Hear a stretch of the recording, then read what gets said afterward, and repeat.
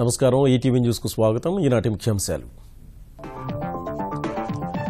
మాదక ద్రవ్యాల కేసులో మరికొందరు సినీ ప్రముఖులు ఈ నెల 19 నుంచి విచారణకు హాజరు కావాలని ప్రత్యేక దర్యాప్తు సంస్థ తాకీదులు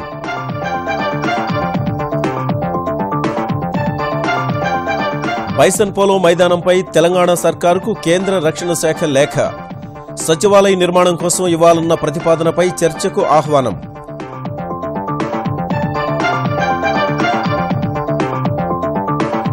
పేదలకు నిర్మించి ఇచ్చే ఇళ్లు దేశానికే తలమానికం కావాలన్న చంద్రబాబు వారంలోపు లబ్ధిదారుల ఎంపిక పూర్తి చేయాలని ఆదేశాలు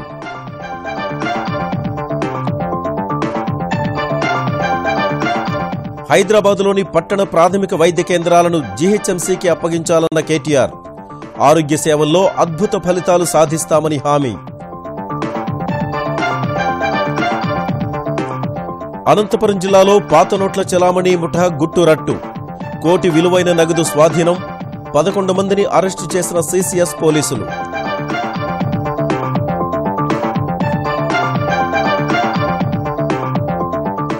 గంగా పరిరక్షణ కోసం జాతీయ హరిత ట్రైబ్యునల్ ఆదేశాలు 500 మీటర్ల లోపు చెత్త వేయకుండా నిషేధం ఉల్లంఘిస్తే 50,000 వరకు జరిమానా ఆర్బీఐ వడ్డీ రేట్లు తగ్గిస్తుందనే అంచనాలతో స్టాక్ మార్కెట్లలో కొనుగోళ్ల జోరు తొలిసారి 32,000కు ఎగువన ముగిసిన సెన్సెక్స్ 10,000 చేరువలో నిఫ్టీ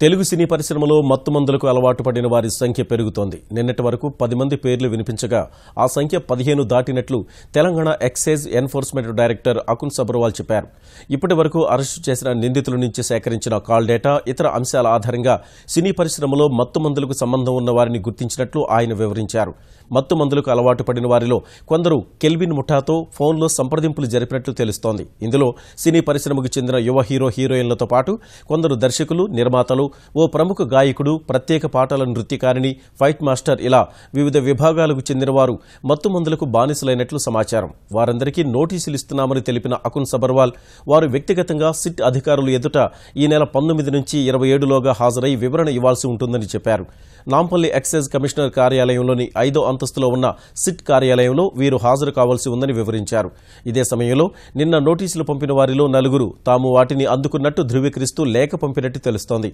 ఇందులో ఓ హీరోయిన్ 2 యువ హీరోలు ఓ దర్శకుడు ఉన్నట్లు సమాచారం మాదక ద్రవ్యాల వినియోగం సమస్య నుంచి తక్షణం బయటపడేందుకు మార్గాలను అన్వేషించాలని నిర్మాతల మండలి అధ్యక్షుడు సురేష్ బాబు అభిప్రాయపడ్డారు సమస్య తీవ్రతరం కాకముందే చర్యలు తీసుకోవాల్సి ఉందన్న ఆయన మత్తు పదార్థాలు వాడే వారి చేత మానిపించడం సహా సరఫరాను నిలుపుదల చేయించాలని పేర్కొన్నారు పోలీసుల నుంచి నోటీసులు అందుకున్న వారు విచారణకు హాజరై వివరణ ఇచ్చుకుంటారని చెప్పిన సురేష్ బాబు అబ్కారీ శాఖ చట్టపరంగా ఎలాంటి చర్యలు తీసుకున్నా తమకు అభ్యంతరం లేదని చెప్పారు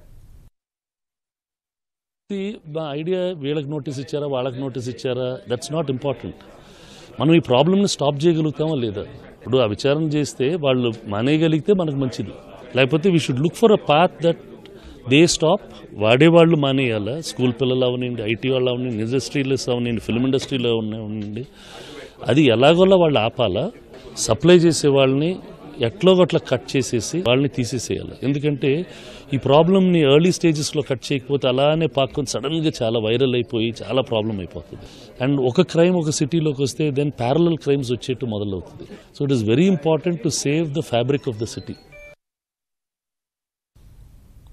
ఆంధ్రప్రదేశ్లో పేదల కోసం నిర్మించే ఇళ్లు సంపన్నుల ఇళ్లకు దీటుగా ఉండాలని ముఖ్యమంత్రి చంద్రబాబు అధికారుల్ని ఆదేశించారు పట్టణ ప్రాంతాలలో పక్కా ఇళ్ల నిర్మాణంపై టెలికాన్ఫరెన్స్ నిర్వహించిన చంద్రబాబు అన్ని నగరాలు పట్టణాల్లో ఎన్టీఆర్ నగర్ పేరుతో ఇళ్లు నిర్మించాలని సూచించారు ఇల్లు అనేది ఒక ఆస్తి మాత్రమే కాదని అది సెంటిమెంట్ అనే విషయాన్ని గుర్తుంచుకుని ఇళ్ల నిర్మాణం చేయాలని ఆదేశించారు ప్రతి మున్సిపాలిటీలో లబ్ధిదారులతో సదస్సులు నిర్వహించాలని చెప్పిన చంద్రబాబు ఆ సదస్సులకు తాను కూడా హాజరవుతానని చెప్పారు 3 రోజుల్లో అన్ని కేటగిరీలో లబ్ధిదారుల ఎంపిక పూర్తి చేసి వచ్చే వారంలోనే సదస్సులు పెట్టాలని చంద్రబాబు అధికారుల్ని ఆదేశించారు ప్రతి ఇంటికి 3 లక్షల రూపాయల సబ్సిడీ ఇంటి స్థలం ఇవ్వడమే కాకుండా రోడ్లు తాగునీరు విద్యుత్ పచ్చదనం అన్ని మౌలిక సదుపాయాలు ప్రభుత్వమే అభివృద్ధి చేస్తోందని వివరించారు ఈ అవకాశం లబ్ధిదారులు సద్వినియోగం చేసుకోవాలని ముఖ్యమంత్రి కోరారు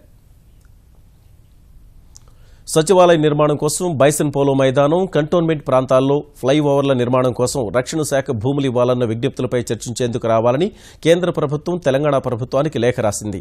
నూతన సచివాలయ నిర్మాణం కోసం బైసన్ పోలో మైదానాన్ని ఇవ్వాలని ముఖ్యమంత్రి కేసీఆర్ ఇప్పటికే పలుమార్లు ప్రధాని నరేంద్ర మోదీ, రక్షణ మంత్రి అరుణ్ జైట్లీలకు విజ్ఞప్తి చేయగా ఈ మేరకు స్పందించిన రక్షణ శాఖ తెలంగాణ ప్రభుత్వ ప్రధాన కార్యదర్శికి లేఖ రాసింది. తెలంగాణ ప్రభుత్వ విజ్ఞప్తి పరిశీలనలో ఉందని, ఇందుకు సంబంధించి త్వరలోనే ఢిల్లీలో ఓ సమావేశం ఏర్పాటు చేస్తామని ఆ లేఖలో పేర్కొంది. ఈ సమావేశానికి ప్రభుత్వ ప్రధాన కార్యదర్శి ఎస్పీ సింగ్ హాజరయ్యే అవకాశం ఉంది. అందులో బైసన్ పోలో మైదానానికి ప్రత్యామ్నాయంగా ఇచ్చే భూముల వివరాలను తెలంగాణ సర్కార్ కేంద్ర రక్షణ శాఖకు వివరించనుంది. ఇక సికింద్రాబాద్ ప్యారడైజ్ సర్కిల్ నుంచి బోయినపల్లి, షామీర్పేట మార్గాల్లో 2 పైవంతెనల నిర్మాణానికి రక్షణ శాఖ భూములు ఇవ్వాలన్న తెలంగాణ ప్రభుత్వ ప్రతిపాదనపై చర్చించేందుకు రక్షణ శాఖ రేపు ఢిల్లీలో సమావేశం ఏర్పాటు చేసింది. రక్షణ శాఖ సంయుక్త కార్యదర్శి నేతృత్వంలో జరిగే ఈ భేటీకి తెలంగాణ రహదారులు, భవనాల శాఖ ముఖ్య కార్యదర్శి సునీల్ శర్మ సహా ఇతర అధికారులు హాజరవుతారు. ప్రభుత్వ వైద్య వ్యవస్థపై ప్రజల్లో విశ్వాసాన్ని పాదుకొల్పేందుకు తెలంగాణ సర్కార్ అన్ని చర్యలు చేపడుతోందని తెలంగాణ ఐటీ పురపాలక శాఖ మంత్రి కేటీఆర్ వివరించారు. ఈ లక్ష్యాన్ని ఒక్కరోజులో అందుకోలేమన్న ఆయన బంగారు తెలంగాణ సాకారం కావాలంటే మొదట ఆరోగ్య తెలంగాణను సాధించాల్సి ఉందన్నారు. తెలంగాణలో జాతీయ పట్టణ ఆరోగ్య మిషన్ పనితీరును మెరుగుపరిచే అంశంపై హైదరాబాద్లో జరిగిన సదస్సులో పాల్గొన్న కేటీఆర్ ప్రజల ఆరోగ్య వివరాలను డిజిటలీకరించే ప్రక్రియపై సిరిసిల్లలో పైలట్ ప్రాజెక్టు చేపట్టామన్నారు.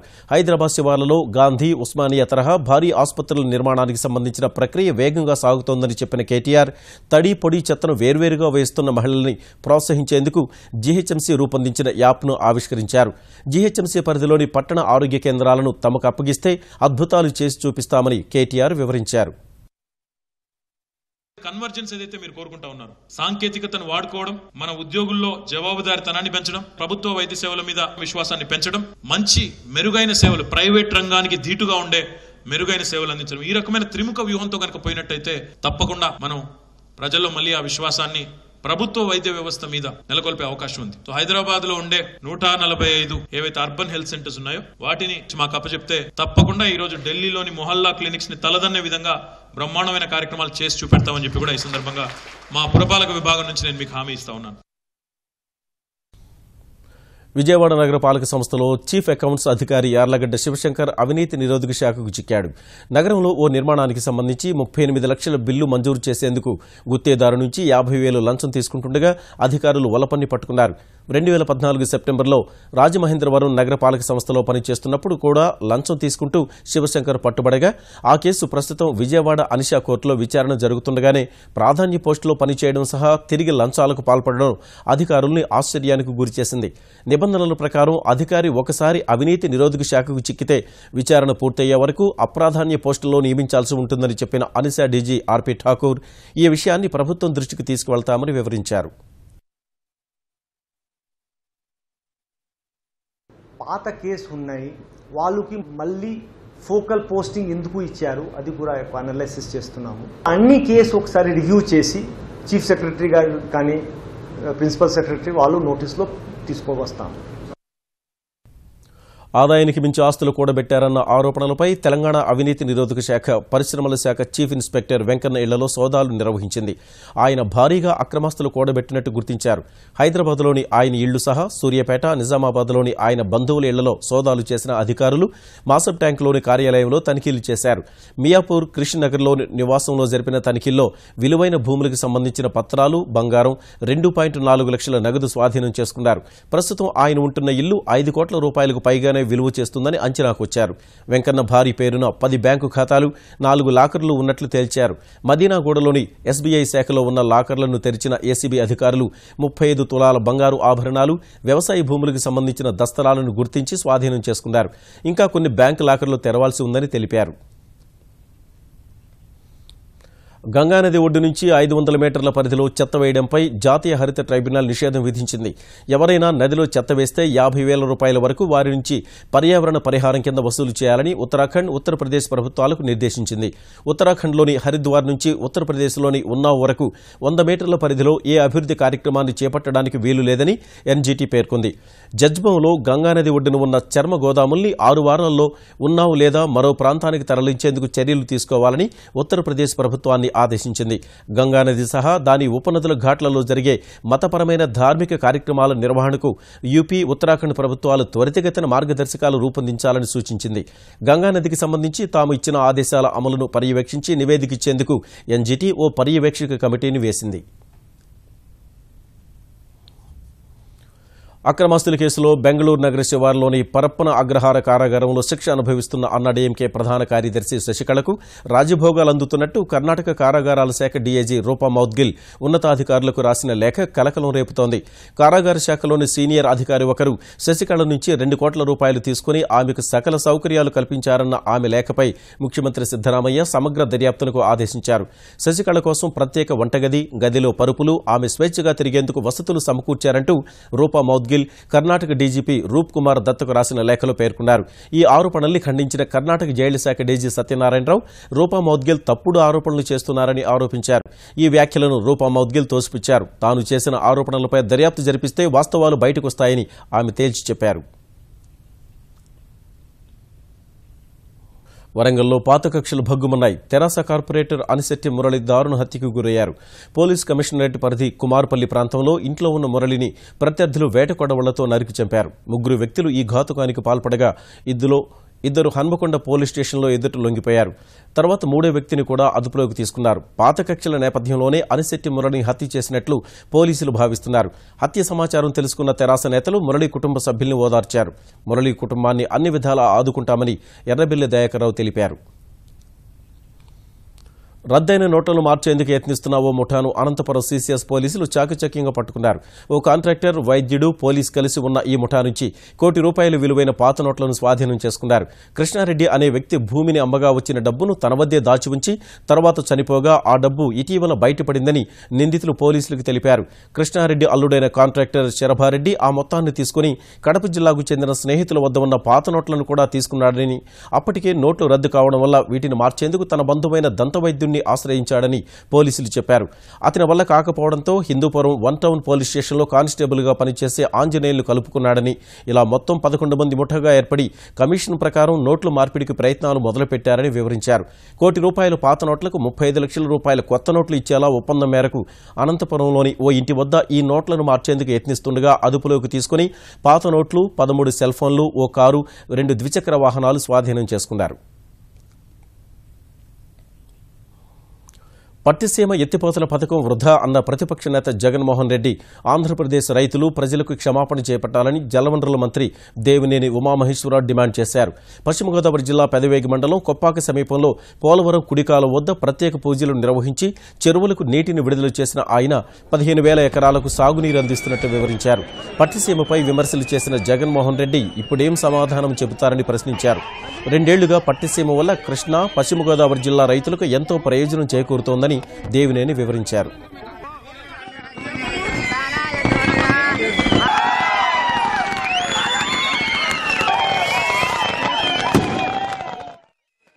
ఇవాళ పట్టిసీమ 24 పంపుల ద్వారా 8,500 క్యూసెక్కులు చంద్రబాబు నాయుడు గారు వెస్ట్ గోదావరి జిల్లాని, అటు కృష్ణా జిల్లాని పంటలను సస్యశ్యామలం చేస్తూ ఉంటే 13 టీఎంసీలు ఆల్రెడీ బ్యారేజ్కి వచ్చి నీళ్లు పొలాలకు వెళ్తూ ఉంటే వైఎస్ఆర్ కాంగ్రెస్ నాయకులు కనపట్టలేదా?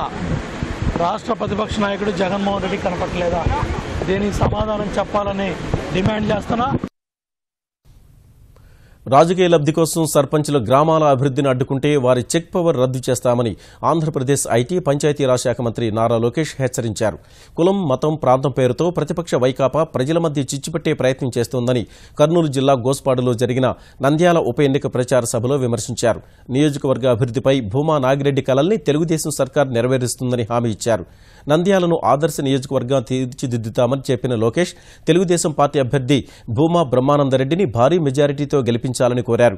నియోజకవర్గాల్లో అభివృద్ధిని అడ్డుకుంటున్న విపక్ష నేతల్ని ప్రజలు నిలదీయాలని సూచించిన లోకేష్ జగన్ తనపై తప్పుడు ఆరోపణలు చేస్తున్నారని మండిపడ్డారు. 2 తూర్లు మా నాన్నగారు ముఖ్యమంత్రి, ఏ నాడైనా నాపైన ఒక అవినీతి ఆరోపణ వచ్చిందండి? అప్పటి లేని డబ్బు పైన మోజు ఇప్పుడు నాకెందుకు అని సభాముఖంగా మిమ్మల్ని అందరినీ అడుగుతున్నాం. నీతి నిజాయితీగా నిప్పుగా బతికే వ్యక్తిని అవినీతి ఆరోపణలు వేస్తే ఎంత బాధ ఉంటుందో ఒకటి మీరు ఆలోచించండి. నేను 3 సార్లు జగన్మోహన్ రెడ్డి గారికి సవాల్ ఇసిరా, అయ్యా నేను చర్చకి సిద్ధం, నాకెంత ఆస్తులున్నాయో ఆల్రెడీ నేను ప్రకటించా, సంవత్సరం ప్రకటిస్తున్నా, మీరు ప్రకటించండి, రాండి చర్చిద్దామంటే ఇప్పటి వరకు ఆయన రాలేదు. ఎందుకు భయపడుతున్నారు? ఆయన వాస్తవాలు లేదు ఆయన చేసే ఆరోపణ.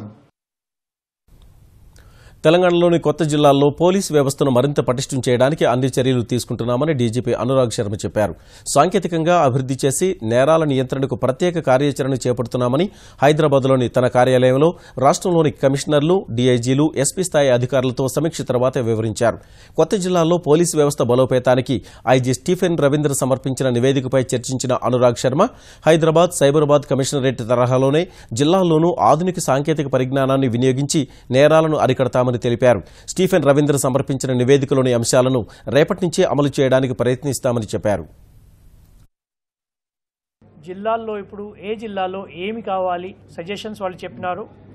అంటే information technology, crime detection, cyber crime ఎట్లా ఇంప్రూవ్ చేయాలి, క్లూస్ టీమ్స్ని, తర్వాత ఫోరెన్సిక్ ఏరియాలో ఎట్లా ఇంప్రూవ్మెంట్ జరగాలి, స్టేషన్ హౌస్ మేనేజ్మెంట్ ఎట్లా ఉండాలి, traffic management, CCTV camera surveillance, command and control room ప్రతి జిల్లాలో రావాలి, ప్రతి పోలీస్ స్టేషన్లో కూడా ఒక చిన్న కమాండ్ అండ్ కంట్రోల్ రూమ్ రావాలని వాళ్ళు సజెషన్ ఇచ్చినారు.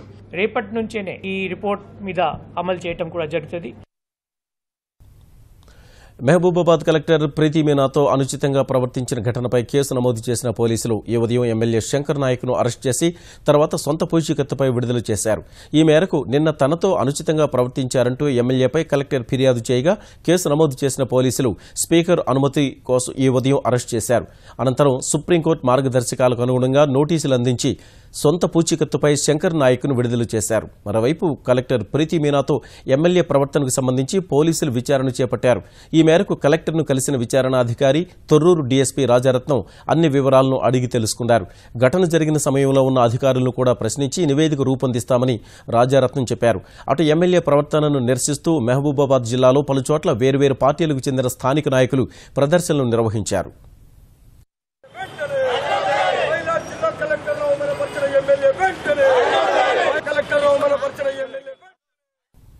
హైదరాబాద్ బేగంపేటలోని ముఖ్యమంత్రి క్యాంపు కార్యాలయం ఎదుట ఓ కుటుంబం ఆత్మహత్య యత్నం చేసింది. సూర్యాపేటకు చెందిన నాగరాజు ముఖ్యమంత్రి సహాయ నిధి కోసం కూతురు నవ్య, మేనల్లుడు శ్రీనివాస్తో కలిసి కార్యాలయానికి వచ్చాడు.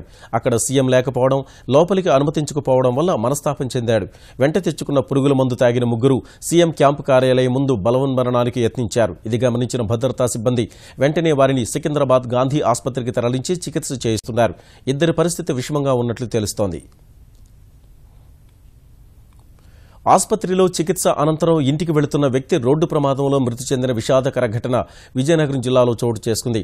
డెంకాడ మండలం జొన్నాడ సమీపంలో ప్రైవేట్ అంబులెన్స్ను ఓ ఇంజనీరింగ్ కళాశాల బస్సు ఢీకొట్టగా అందులో ఉన్న రోగి సహా ముగ్గురు మృతి చెందారు. అంబులెన్స్ డ్రైవర్కు తీవ్ర గాయాలు కాగా ప్రైవేట్ ఆసుపత్రికి తరలించారు. మృతులు బాడంగి మండలం వీరసాగరం వాసులుగా గుర్తించారు. తెలంగాణ వ్యాప్తంగా హరితహారం కార్యక్రమం సందడిగా సాగుతోంది. విద్యాలయాలు, ప్రభుత్వ కార్యాలయాలు, రహదారుల వెంట ప్రజలు ఉత్సాహంగా మొక్కలు నాటుతుండగా మంత్రులు, ఎమ్మెల్యేలు, ఇతర ప్రజాప్రతినిధులు భాగస్వాములవుతున్నారు. జయశంకర్ భూపాలపల్లి జిల్లా ములుగులో మొక్కలు నాటిన మంత్రి చందులాల్, ఎంపీ సీతారాం నాయక్ పట్టణంలో 10,000 మొక్కలు నాటి సంరక్షిస్తామన్నారు. జగిత్యాలలో ఎంపీ కవిత మొక్కలు నాటి పంపిణీ చేయగా వికారాబాద్ జిల్లా మైలార్దేవరంపల్లిలో అబ్కారీ శాఖ ఆధ్వర్యంలో 1,500 ఈత మొక్కలు నాటే కార్యక్రమాన్ని కలెక్టర్ దివ్య ప్రారంభించారు. హైదరాబాద్ షేరులింగంపల్లి విద్యుత్ ఉప కేంద్రంలో ఆ శాఖ ప్రత్యేక ముఖ్య కార్యదర్శి అజయ్ మిశ్రా మొక్కలు నాటారు. హరితహారంలో భాగంగా రామోజీ ఫిల్మ్ సిటీలో ఉద్యోగులు పెద్ద ఎత్తున మొక్కలు నాటారు. Film city MD Rammohan Rao, group HR president doctor ఏ గోపాలరావు ఈ కార్యక్రమాన్ని ప్రారంభించారు. వేప, రావి, గానుగు సహా వివిధ రకాల మొక్కలు నాటారు. ఏటా 1000 మొక్కలు నాటి పర్యావరణ పరిరక్షణకు ప్రాధాన్యమిస్తున్నట్లు వారు చెప్పారు.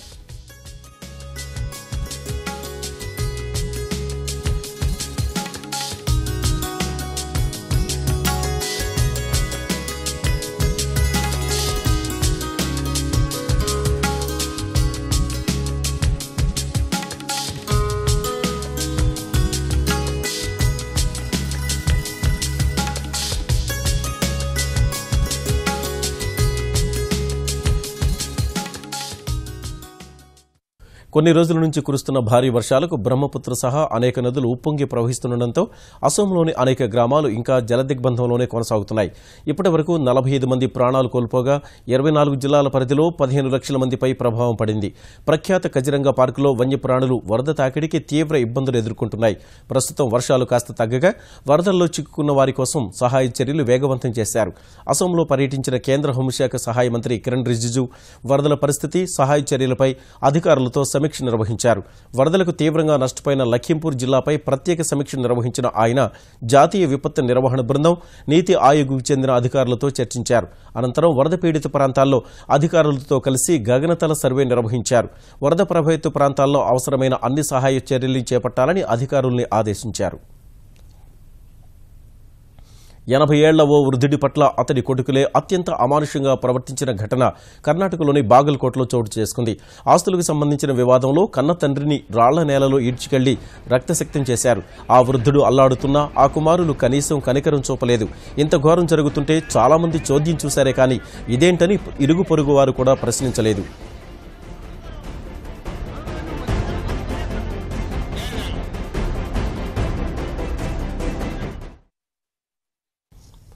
రెండు 2017-2018 మొదటి త్రైమాసికంలో ఆశాజనక ఫలితాలు వెలువడతాయన్న అంచనాలను దేశ దిగ్గజ ఐటీ సంస్థ టీసీఎస్ అందుకోలేకపోయింది. తొలి త్రైమాసికంలో ఆ సంస్థ నికర లాభం గతేడాది ఇదే కాలంతో పోలిస్తే 5.9% క్షీణించి 5,945 కోట్ల రూపాయలకు పరిమితమైందని టీసీఎస్ ప్రకటించింది. 2016-2017 ఆర్థిక సంవత్సరం మొదటి త్రైమాసికంలో 6,317 కోట్ల నికర లాభాన్ని ఆర్జించినట్లు గుర్తు చేసింది. అయితే అందరి అంచనాలకు భిన్నంగా టీసీఎస్ ఆదాయం గతేడాది తొలి త్రైమాసికంతో పోలిస్తే 1% పెరిగి 29,584 కోట్ల రూపాయలకు చేరింది. 2016-2017 ఆర్థిక సంవత్సరం చివరి త్రైమాసికంతో పోలిస్తే 2017-2018 మొదటి త్రైమాసికంలో టీసీఎస్ నికర లాభం 10% క్షీణించింది. అమెరికా డాలర్తో పోలిస్తే రూపాయి మారకం విలువలో హెచ్చుతగ్గులే తొలి త్రైమాసికంలో నికర లాభంలో క్షీణతకు కారణమని సంస్థ వెల్లడించింది. చిల్లర ధరల ఆధారిత ద్రవ్యోల్బణం చరిత్రాత్మక స్థాయికి క్షీణించడం సహా పారిశ్రామిక ప్రగతి కూడా తగ్గుదల నమోదు చేసిన సమయంలో రిజర్వ్ బ్యాంక్ వడ్డీ రేట్లు తగ్గిస్తుందనే అంచనాల మధ్య మదుపరులు కొనుగోళ్లు జరపగా స్టాక్ మార్కెట్లు ఇవాళ నూతన రికార్డులను లిఖించాయి. సెన్సెక్స్ మొదటిసారి 32,000 బెంచ్ మార్కు పైన ముగిస్తే జాతీయ స్టాక్ ఎక్స్చేంజ్ సూచీ నిఫ్టీ 10,000 మార్కుకు చేరువైంది. క్రితం 3 సెషన్లలో 444 పాయింట్లు లాభపడిన సెన్సెక్స్ ఇవాళ మరో 232 పాయింట్లు ఎగబాకింది. ఉదయం 31,896 పాయింట్ల వద్ద ఉత్సాహంగా ప్రారంభమైన సూచీ ఒక దశలో 31,893 వద్ద కనిష్ట స్థాయి నమోదు చేసింది. తర్వాత అన్ని రంగాల్లో వాటాలు కొనేందుకు మదుపరులు మొగ్గు చూపగా తొలిసారి 32,000 మార్కును దాటింది. అదే ఊపులో 32,091 పాయింట్ల గరిష్ట స్థాయిని తాకింది. చివరకు 32,037 పాయింట్ల వద్ద స్థిరపడిన సూచీ మరో రికార్డును సృష్టించింది. జాతీయ స్టాక్ ఎక్స్చేంజ్ సూచీ నిఫ్టీ కూడా అదే జోరును కనబరిచింది. ఒక దశలో 9,897 పాయింట్ల గరిష్ట స్థాయిని తాకిన నిఫ్టీ చివరకు 76 పాయింట్లు పెరిగి 9,892 వద్ద ముగిసింది. ఈటీవీ న్యూస్ సమాప్తం. నమస్కారం.